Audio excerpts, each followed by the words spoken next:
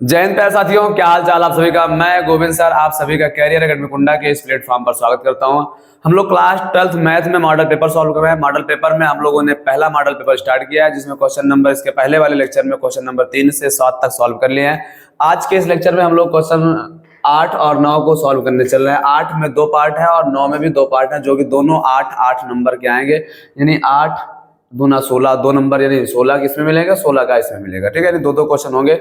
दोनों से हमें क्या करना है, कैसे सॉल्व करना है, इस बात को हम लोग समझेंगे यहाँ पर, जैसा हमारे पास दिया गया है। अच्छा, 2 क्वेश्चन होते हैं, लेकिन 2 में से किसी एक को सॉल्व करना होता है। यानी क्वेश्चन नंबर 8 का भी एक क्वेश्चन सॉल्व करना है और 9 का भी एक क्वेश्चन सॉल्व करना है। लेकिन दिए होते हैं खंड में 2 क्वेश्चन। ठीक है, यानी 8 और 9 टोटल मिला के 16 मार्क्स के आपका ये लेक्चर होने वाला है। इस लेक्चर में हम टोटल 4 क्वेश्चन को समझेंगे, लेकिन 4 में से हमें करना है सिर्फ क्या होता है, एक खंड का एक ही क्वेश्चन करना होता है। चलिए स्टार्ट करते हैं और समझते हैं क्या है। ठीक है, जैसा कि हम लोग इसके पहले लेक्चर में कुछ क्वेश्चन को सॉल्व किए हैं, इस लेक्चर में हम लोग सॉल्व करने चल रहे हैं।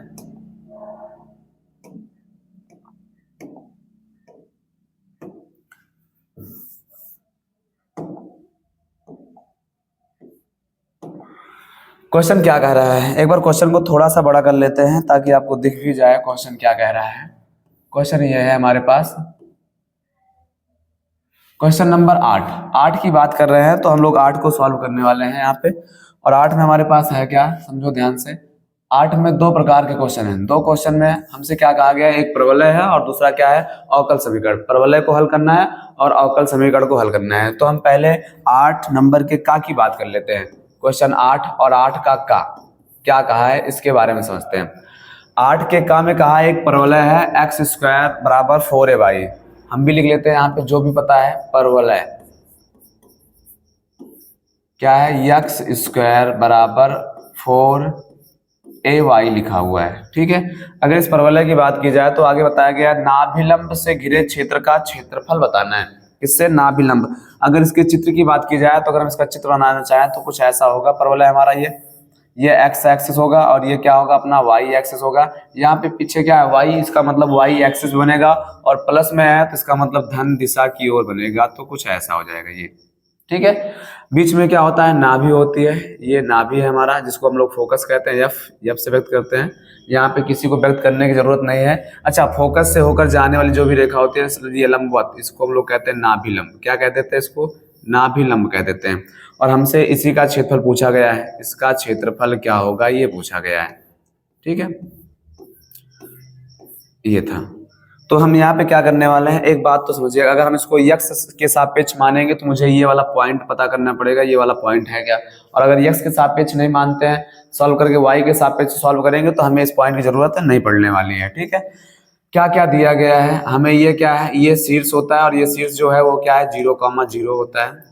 यहाँ से लेकर के यहाँ तक की जो भी दूरी होती है उसको हम लोग क्या कहते हैं, नाभि, और दूरी को a कहते हैं। तो इसका मतलब इसका मान हो जाएगा 0,a हो जाएगा, ये 0,a। अगर हमें इसका क्षेत्रफल चाहिए तो यहाँ पे लिखेंगे क्या, किसका, परवलय और उसके नाभिलंब से घिरे क्षेत्र का क्षेत्रफल। तो यहाँ लिख देंगे परवलय और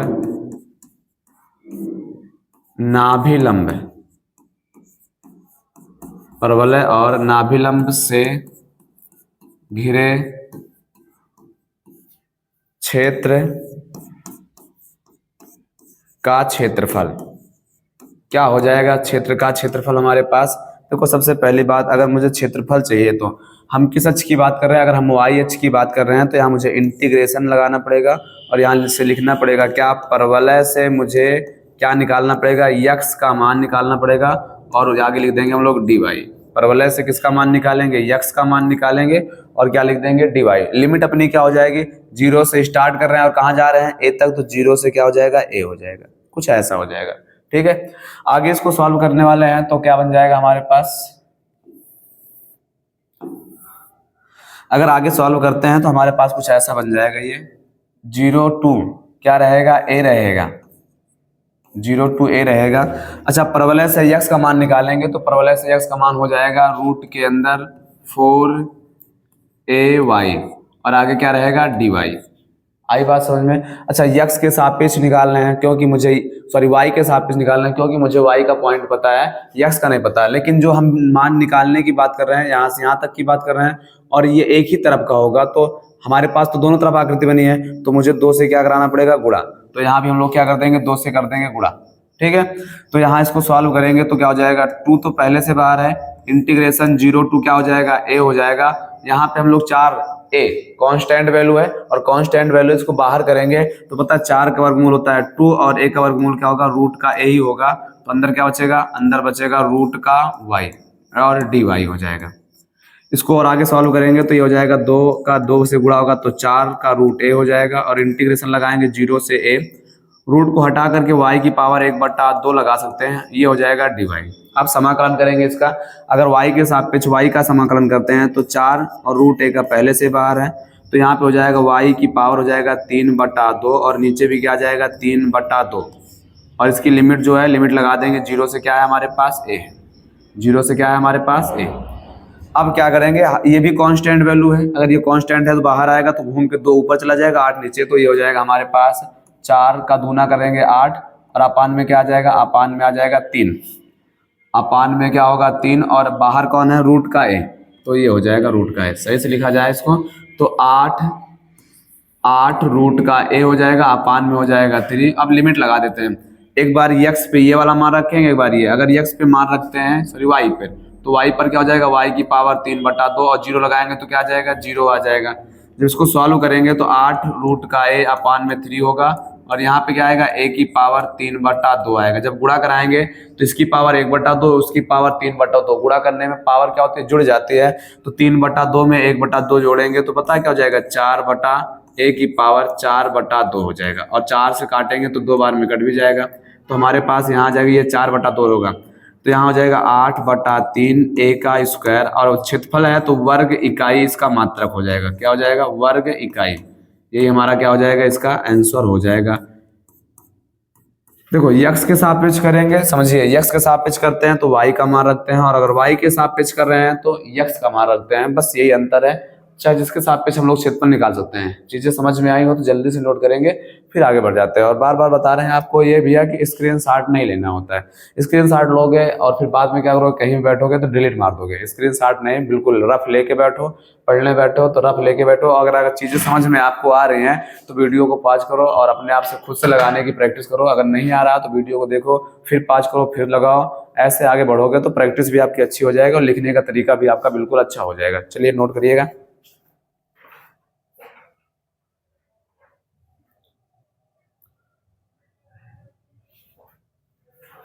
चलिए समझते हैं अगला क्वेश्चन हमारे पास क्या है। इसको नोट कर लिया होगा आप लोगों ने, अगर नोट कर लिया है तो हम सोच रहे हैं ना इसको हटा दिया जाए। अगर नहीं नोट किए हो तो वीडियो को पॉज करके नोट करो। हम इसको हटा रहे हैं यहाँ से, तो हटाने के लिए क्या करेंगे, इसको थोड़ा सा ऐसा करके ये हट जाएगा और इसको भी हटा दिया गया है। ये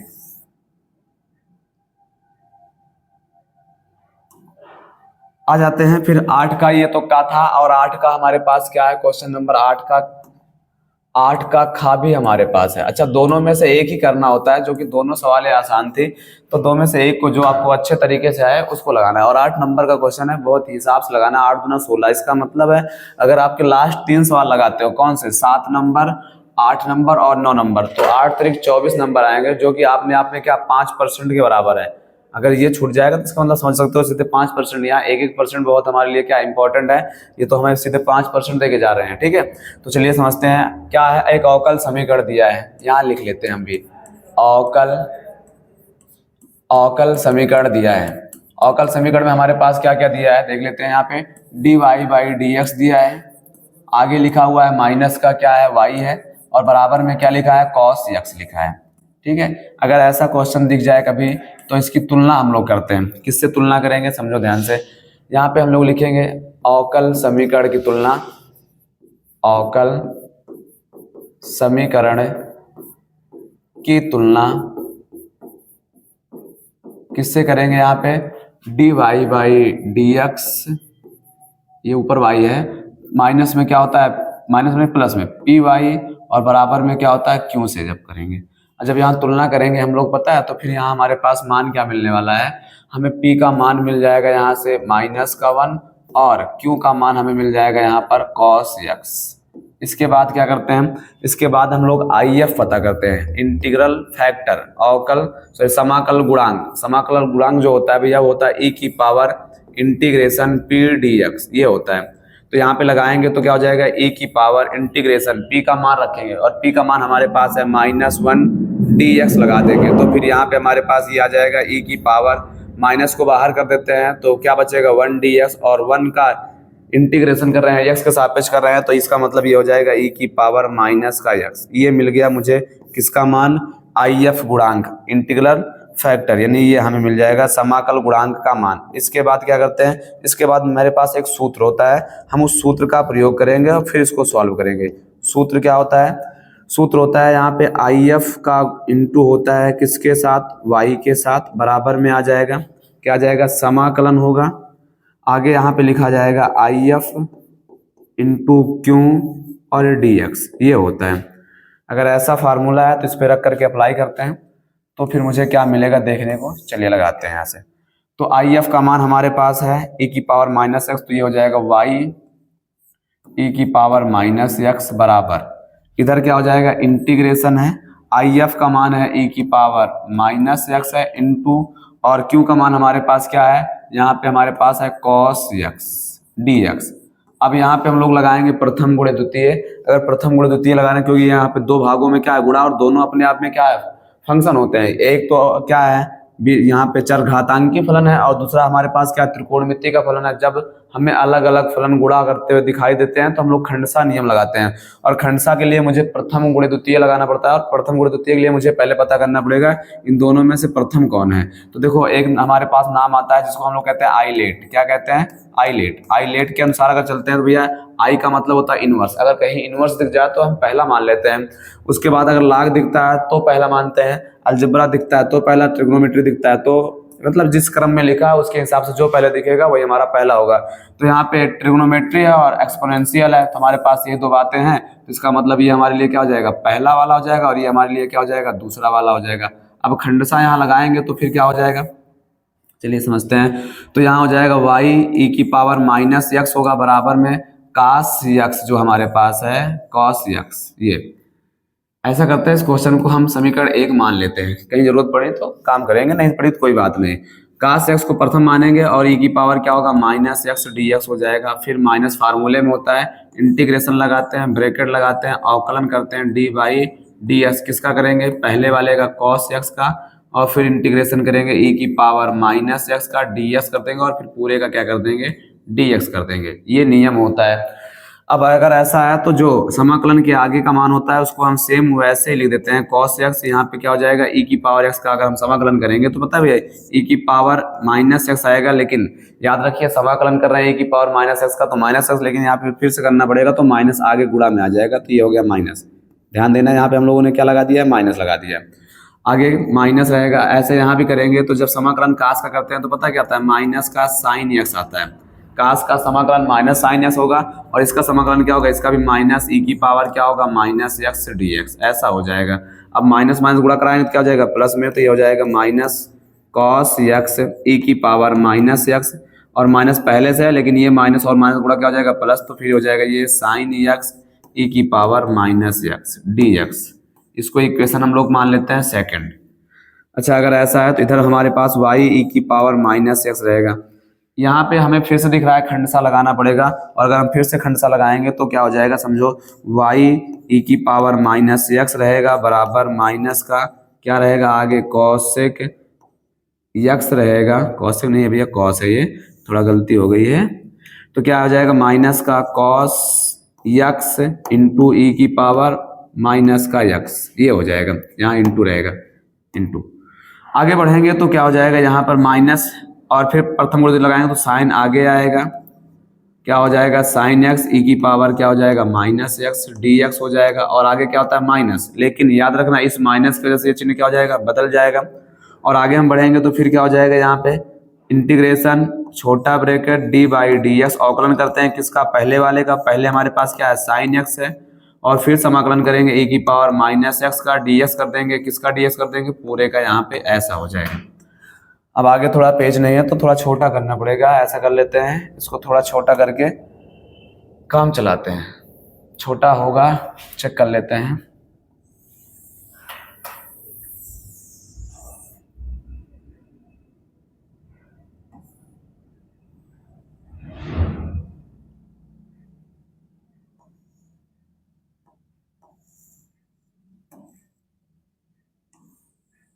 चलो देखते हैं, यहाँ थोड़ा सा जगह तो हो गई है, इतने में सॉल्व इसको करते हैं। ठीक है, क्या हो जाएगा जब इसको सॉल्व करेंगे तो यहाँ पे हमारे पास फिर से वाई ई की पावर माइनस एक्स होगा, बराबर इसको सॉल्व करेंगे तो क्या आएगा माइनस कॉस यक्स ई की पावर माइनस एक्स इंटू में रहेगा ये माइनस में, यहाँ भी क्या हो जाएगा ई की पावर फिर से माइनस आएगा, माइनस माइनस क्या हो जाएगा ये प्लस, क्या हो जाएगा यहाँ साइन एक्स इंटू ई की पावर माइनस एक्स हो जाएगा। यहाँ पहले से प्लस है, साइन का समाकलन होता है कॉस एक्स होता है इंटू इंटू इंटू डॉट वाला लगा देते हैं यहाँ पे हम लोग, इंटू कर देंगे यहाँ पे ई की पावर यक्स का होता है ई की पावर एक्स, लेकिन माइनस में आएगा तो आगे माइनस का यहाँ लगा देते हैं ये, और कर देते हैं डी एक्स। अब यहाँ इसको माइनस से गुणा कराएंगे तो हो जाएगा वाई ई की पावर माइनस एक्स बराबर माइनस कॉस एक्स इंटू ई की पावर क्या आ जाएगा माइनस एक्स आ जाएगा, प्लस में क्या आ जाएगा यहाँ पे साइन एक्स होगा, इंटू में क्या होगा ई की पावर माइनस एक्स, यहाँ प्लस माइनस क्या हो जाएगा माइनस, और ये हमारे पास आ जाएगा कॉस यक्स और क्या हो जाएगा इंटू में ई की power minus x D x, ऐसा हो जाएगा। अब ये वाला जो लास्ट वाला बचा हुआ पार्ट है ये वाला देखो इक्वेशन पहले के जैसा है, तो इसलिए हम सोच रहे हैं इस पहले को इसको हटाएं और ये वाले मान को लगा दें। ठीक है, तो समीकरण नंबर 1 से अगर चीजें नोट हो गई हो तो हम सोच रहे हैं इसको भी थोड़ा सा क्या कर लेते हैं छोटा कर लेते हैं, ऊपर लिख देते हैं।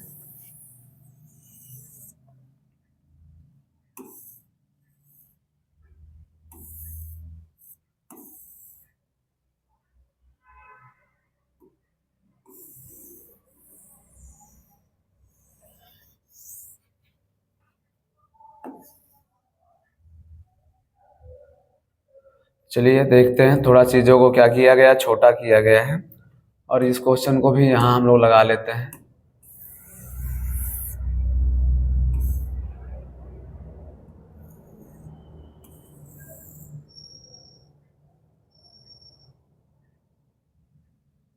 कुछ ऐसा, ठीक है। इसके आगे बढ़ते हैं तो ऊपर लिखेंगे थोड़ा सा ऊपर, यहाँ पर ध्यान देना है, यहाँ के बाद यहाँ आ रहे हैं हम लोग, और अगर यहाँ आ रहे हैं तो क्या हो जाएगा y है e की पावर क्या है माइनस एक्स है, बराबर में इधर क्या है हमारे पास है माइनस का कॉस यक्स इंटू ई की पावर माइनस एक्स है, आगे क्या है हमारे पास प्लस का है और लिखा हुआ है साइन यक्स लिखा हुआ है इंटू में ई की पावर माइनस एक्स है, और यहाँ पे क्या हो जाएगा इसके स्थान पे हम लोग लगा रहे हैं समीकरण नंबर 1 से, तो क्या हो जाएगा y e की पावर माइनस एक्स। अब इसको उधर भेज देंगे तो क्या हो जाएगा समाकलन कर रहे हैं, समाकलन के बाद हमें पता है कांस्टेंट भी लगाना होता है तो हम कांस्टेंट भी लगा सकते हैं c, ये हो जाएगा। अब ये इधर आएगा तो क्या हो जाएगा प्लस में, तो दोनों मिलकर के हो जाएगा 2y e की पावर माइनस एक्स, बराबर में क्या हो जाएगा यहाँ दोनों में e की पावर माइनस एक्स कॉमन है, क्या कॉमन है e की पावर माइनस एक्स, तो e की पावर माइनस एक्स कॉमन ले लेंगे तो पता है यहाँ पहले साइन बचेगा और फिर क्या बचेगा माइनस का कॉस एक्स बचेगा, लेकिन यहाँ तो नहीं कॉमन है। अब जहाँ कॉमन नहीं होता वहाँ भाग करना पड़ता है, तो c को भाग करेंगे किससे e की पावर माइनस एक्स से।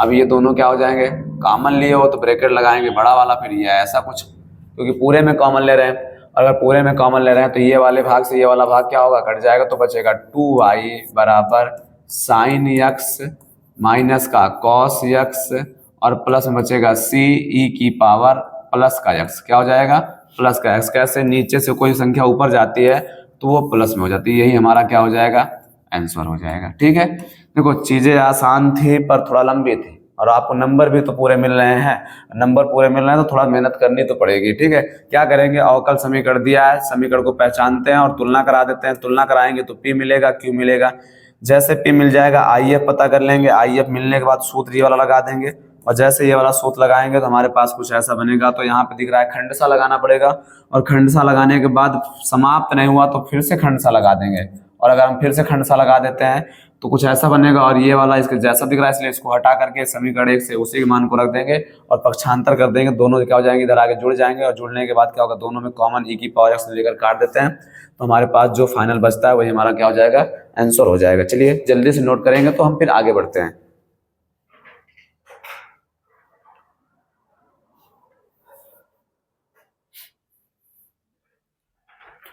चलिए अब समझेंगे हम लोग। हमारे पास क्वेश्चन नंबर अगला है, कौन सा क्वेश्चन है हमारे पास, 8, और 8 के में क्या कहा गया है, हमारे पास 2 सवाल दिए गए हैं, 8 नहीं 9।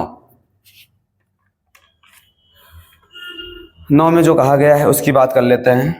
क्वेश्चन नंबर नेक्स्ट हमारे पास है ये 9 में क्या कहा गया है। 9 का जो पहला क्वेश्चन है का, उसकी बात करते हैं। और क्वेश्चन नंबर 9 का हमारे पास जो लिखा हुआ है वो लिखा है, समाकलन का चिन्ह लगा है, 0 लिखा हुआ है, फिर लिखा है π/2, और आगे लिखा है हमारे पास log, क्या लिखा है, sin x। कभी कभी तो ये मेरा मार्कर ना डबल कलर चल जाता है, sin x ऐसा हो जाएगा, और आगे क्या है dx। ठीक है, तो हम सोच रहे हैं इस क्वेश्चन को मान लेते हैं यहाँ पे आई, और आई मान के सॉल्व करेंगे। आप भी समाकलन जब भी कर रहे हो तो कोई भी क्वेश्चन हो उसे आई मान सकते हो। जब कभी वो रिपीट करेगा तो उसको हटा के आई लगाएंगे, नहीं रिपीट करेगा तो इसका आंसर ही आई का आंसर होगा, तो आई का आंसर इसका आंसर हो जाएगा, तो कोई मतलब नहीं है। आई मान भी सकते हैं, नहीं मान सकते, लेकिन आई मानने से फायदा होगा, कभी मान लो रिपीट हुआ तो फिर वहां पे हमें आई का काम आ जाएगा। ठीक है, अब क्या करना है, यहाँ पे हम लोग सोच रहे हैं एक प्रगुण हमें याद है, हम वो प्रगुण लगा देते हैं। कौन सा प्रगुण याद है भैया हमारे पास, प्रगुण नंबर 5। प्रगुण कौन सा, 5। और प्रगुण 5 हमारे पास है क्या, समझते हैं। अगर कभी मुझे 0 से a कोई फंक्शन दिख जाए और यहाँ पे लिखा हो f(x), तो हम इसको लिखते हैं 0 से a ही लिखते हैं। अच्छा, आगे dx भी होता है तो यहाँ पे dx, तो इसको हम लोग ऐसे लिखते हैं, क्या लिखेंगे यहाँ पे 0 से a ही लिखेंगे, जहाँ x होता है वहाँ हो जाएगा a - x dx, कुछ ऐसा हो जाएगा। ठीक है, अगर ऐसी बात है तो फिर लगा देते हैं, और अगर लगाएंगे तो यहाँ पे हो जाएगा i बराबर, इसको इक्वेशन 1 मान के चल रहे हैं, i बराबर क्या हो जाएगा, 0 से π/2 तो रहेगा ये, जहाँ x है वहाँ पे हम लोग कर देंगे π/2 माइनस का x, कुछ ऐसा, और आगे कर देंगे dx। तो i बराबर क्या आ जाएगा, i बराबर आ जाएगा 0 से π/2 log sin 90 माइनस थीटा बराबर होता है cos थीटा, यानी cos x dx, कुछ ऐसा। समीकरण नंबर ये हो जाएगा 2। ठीक है, अब क्या करना है, समीकरण 1 और 2 को जोड़ेंगे, तो समीकरण 1 प्लस क्या कर देंगे यहाँ पे 2, 1 और 2 को जोड़ेंगे तो पता है यहाँ पे क्या हो जाएगा, i, इधर i और इधर i मिल करके क्या हो जाएगा, 2i हो जाएगा, और बराबर में मिल जाएगा मुझे समाकलन में क्या मिल जाएगा, log sin x plus log क्या हो जाएगा, cos x, कुछ ऐसा हो जाएगा जोड़ने के बाद, और आगे क्या हो जाएगा dx। इन लिमिट जो है, लिमिट हमारे पास 0 से π/2 ही रहने वाला है। अब इसको हल करते हैं तो यहाँ हो जाएगा 2i बराबर क्या हो जाएगा, ये 0 से π/2 तो रहेगा ही।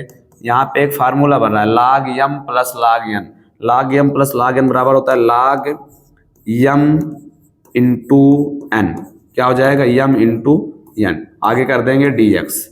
अब हम सोच रहे हैं, इसको ध्यान से समझा जाए तो एक फार्मूला बनते हुए दिखाई दे रहा है, लेकिन उसमें कुछ कमियां हैं, उस कमियों को पूरा करने के लिए हमें अपने आप से कुछ करना पड़ेगा। चलिए समझते हैं क्या है।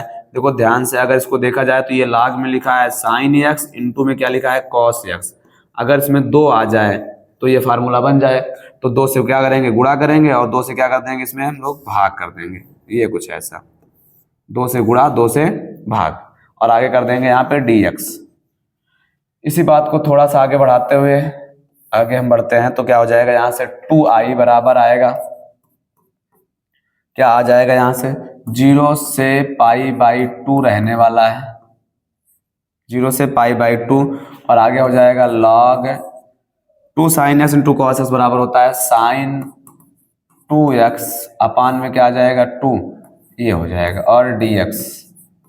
अब यहाँ पे मुझे दिख रहा है log के साथ m बटा n दिख रहा है, तो log के साथ m बटा n का फार्मूला लगा देंगे तो हो जाएगा 2i बराबर 0 से π/2, और log में क्या हो जाएगा, यहाँ हो जाएगा sin 2x माइनस फिर क्या हो जाएगा, अच्छा यहाँ dx लगा देते हैं, माइनस फिर क्या हो जाएगा 0 से π/2 log का क्या हो जाएगा 2 और dx हो जाएगा कुछ ऐसा। इसको समीकरण हम मान लेते हैं 3, कुछ ये हो जाएगा। ठीक है, अब यहाँ से अच्छा ये तो कांस्टेंट वैल्यू है और कांस्टेंट से कोई मतलब होता नहीं, वो बाहर हो जाएगा तो एक बचेगा, एक का समाकलन हो जाएगा, लेकिन इसका समाकलन बच रहा है। हम इसका समाकलन कैसे करेंगे, चलिए इसकी बात कर लेते हैं।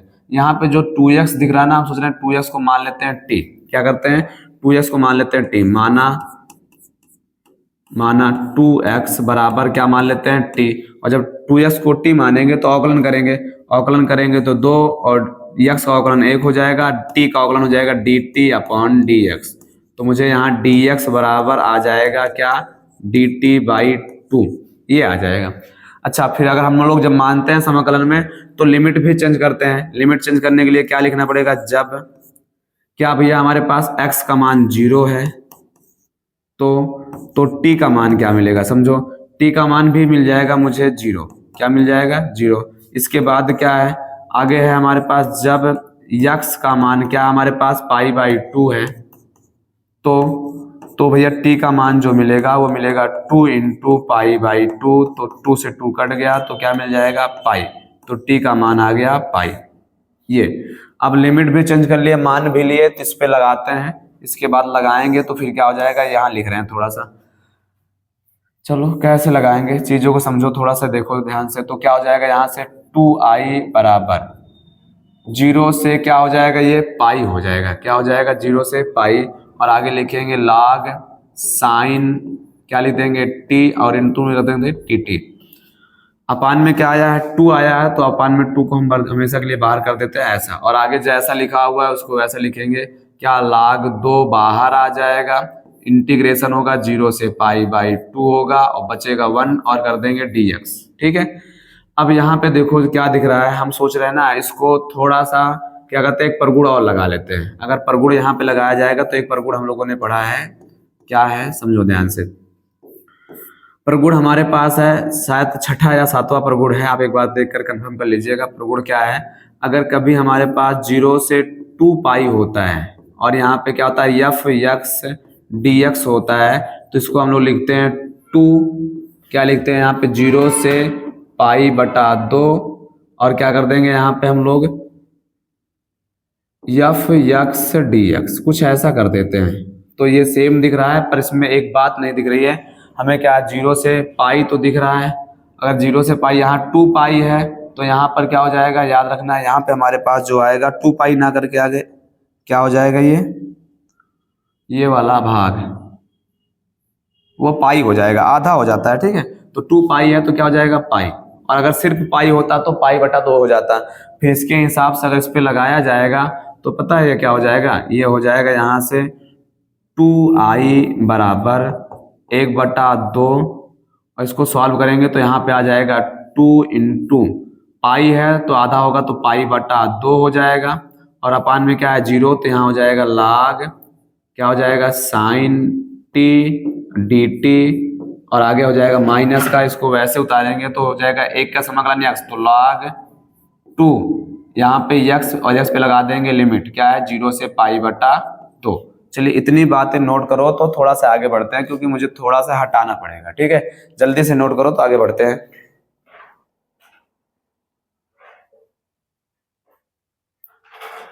क्या हो जाएगा समझते हैं, इधर थोड़ा सा काम कर लेते हैं, छोटा कर लेते हैं, और अगर छोटा करेंगे तो फिर क्या हो जाएगा देखते हैं।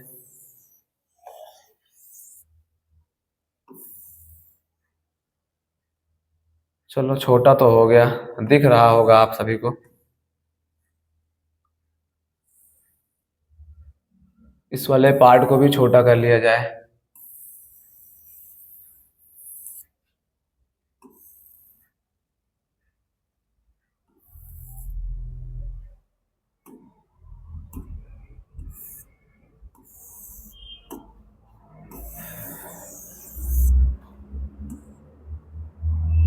ये हो जाएगा कुछ ऐसा,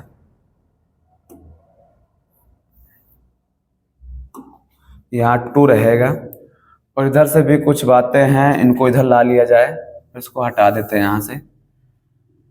तो क्या करेंगे, ये वाली जो बात लिखी हुई है इसको कर लेते हैं थोड़ा इधर।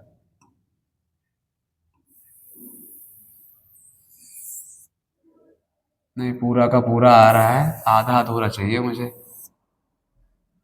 चलो आधी बातें आ गई इधर, ये लगा देते हैं ऐसा कुछ। उसके बाद इस वाले को भी उठा लाते हैं इधर, तो कुछ ये ऐसा हो जाएगा।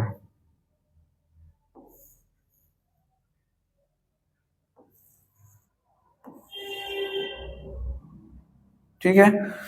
अच्छा, जो दिख रहा हुआ है यहाँ पे हमारे पास, इसको ऊपर कर लेते हैं। अगर इसको ऊपर करेंगे तो कुछ ये ऐसा बनेगा।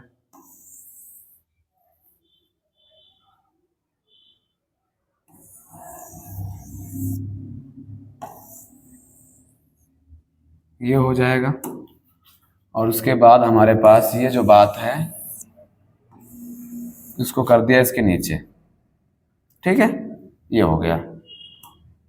चलो फिर समझते हैं कैसे लगेगा, इसके आगे क्या होगा। चीजें समझ में आ रही होगी कौन सा पार्ट कहाँ किया गया है। आगे बढ़ते हैं और इधर की ओर सॉल्व करते हैं। इधर सॉल्व करेंगे तो क्या आ जाएगा, इधर 2i है। अच्छा, ये 2 से 2 क्या होगा, कट जाएगा। तो हमारे पास यहाँ परगुण पहला लगाते हैं। अगर हम परगुण पहला लगा दे भैया तो फिर पता है क्या जाएगा, 2i बराबर इंटीग्रेशन 0 से क्या है, π/2 है। चाहे इसको log sin t लिखे या sin x लिखें, दोनों बातें एक ही होती हैं।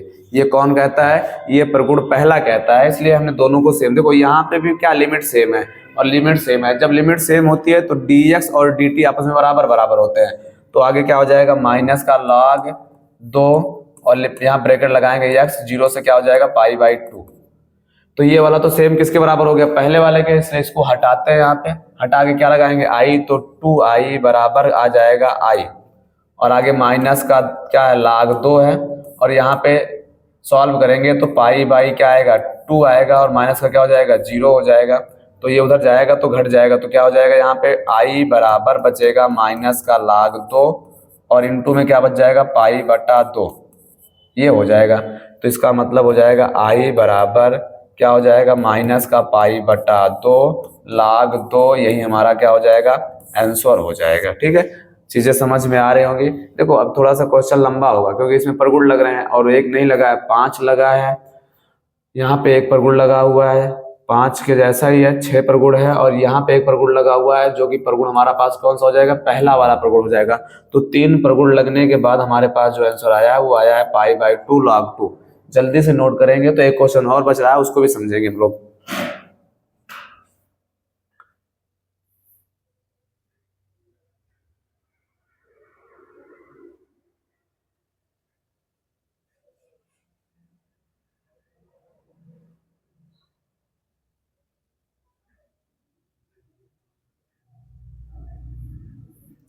चलिए नोट हो गया होगा। अगले सवाल को लगाते हैं। और अगला सवाल हमारे पास क्या है, क्वेश्चन नंबर ये 9 का था, 9 के खा पे आ जाते हैं और 9 का खा समझते हैं हमारे पास क्या है। जो हमारे पास क्वेश्चन नंबर 9 है और 9 का जो खा है उसकी बात कर लेते हैं। यहाँ पे 9 खा और 9 के खा में भी क्या है, समाकलन का ही क्वेश्चन दिया गया है और ये भी निश्चित समाकलन से है क्वेश्चन। तो क्या हो जाएगा, इंटीग्रेशन लिखा हुआ है 0 से कहाँ तक लिखा है, ये पाई तक लिखा हुआ है, 0 से पाई है। और आगे लिखा हुआ है यक्स dx, और अपान में जो लिखा हुआ है वो लिखा है a² cos² यक्स, आगे लिखा हुआ है प्लस का b², फिर क्या लिखा है sin² यक्स, और आगे लिख दिया है dx। इसको भी हम i मानेंगे और इक्वेशन 1 मान करके चलेंगे इसको। ठीक है, फिर यहाँ भी हम इसको परगुण से ही सॉल्व करना है और परगुण यहाँ भी कौन सा लगाने वाला है, 5वां ही लगाएंगे, परगुण 5। और परगुण 5 अभी हम लोगों ने देखा था क्या था, 0 से a f यक्स, अगर dx होता है तो इसको लिखते हैं हम लोग 0 से a ही लिखते हैं, बस जहाँ यक्स होता है वहाँ a माइनस यक्स dx लिखते हैं। अगर ऐसी बात है तो अप्लाई करते हैं और अप्लाई करेंगे तो क्या हो जाएगा, i बराबर आ जाएगा 0 से कहाँ तक जाएंगे, पाई तक जाएंगे, और जहाँ यक्स है वहाँ लिखेंगे पाई माइनस यक्स, और अपान में क्या आ जाएगा a² cos² यक्स के स्थान पर रखेंगे तो पाई माइनस यक्स प्लस, आगे भी ऐसा करेंगे तो बी स्क्वायर, और आगे क्या हो जाएगा साइन स्क्वायर, जहां यक्स है वहां रख देंगे पाई माइनस यक्स, और आगे हो जाएगा डी यक्स, कुछ ऐसा। ठीक है, इसको समीकरण नंबर क्या मानेंगे? अच्छा, 2 मानने से पहले नीचे वाला सॉल्व हो रहा है तो सॉल्व कर लेते हैं। तो आई बराबर हो जाएगा 0 से पाई बाई टू नहीं पाई, तो यहाँ हो जाएगा पाई माइनस यक्स, और अपान में क्या आ जाएगा, थोड़ा ध्यान से समझेंगे भैया।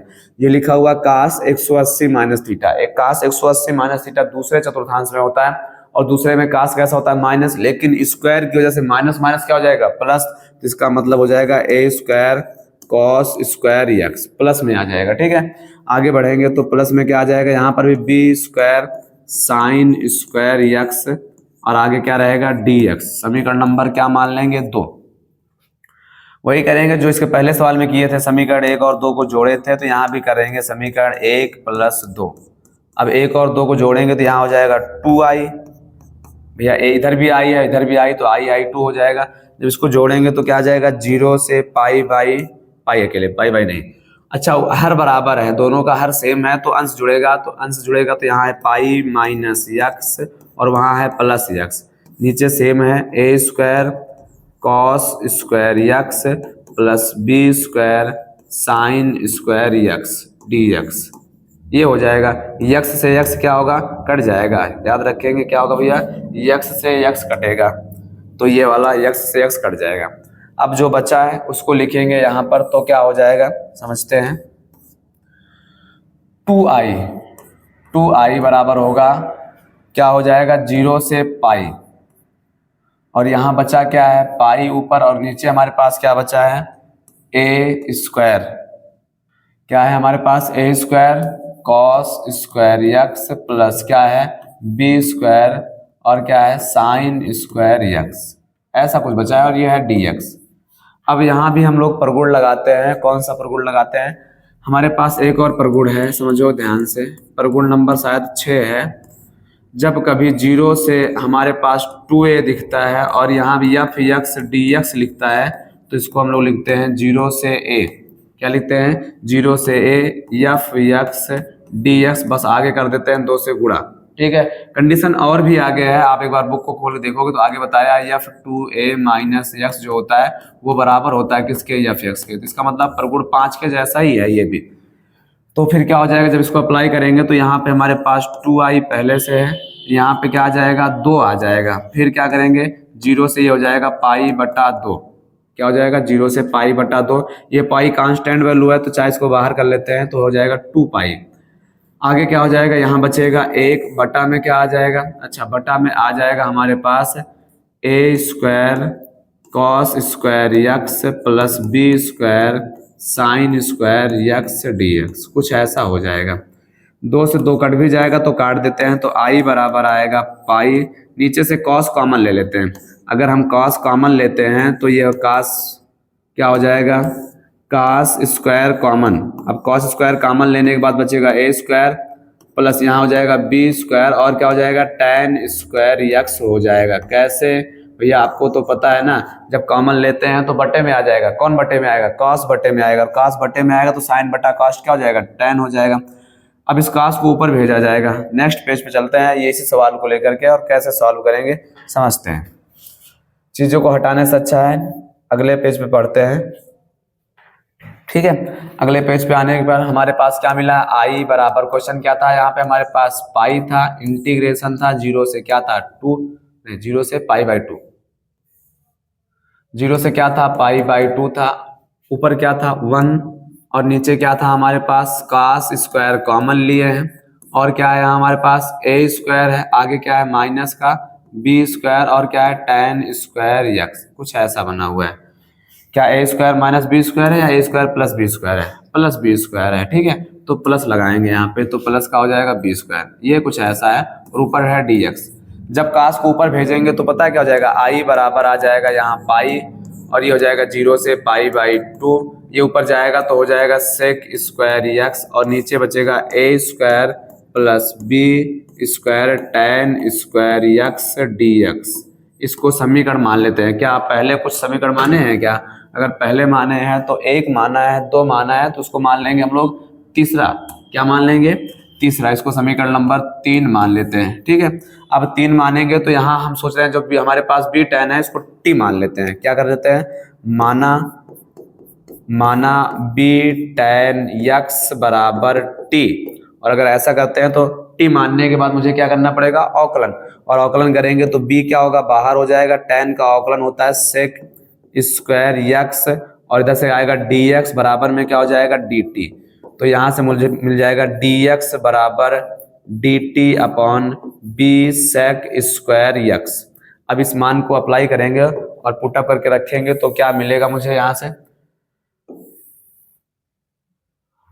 चलो देखते हैं, जब यहाँ रखेंगे तो क्या मिलने वाला है हमें।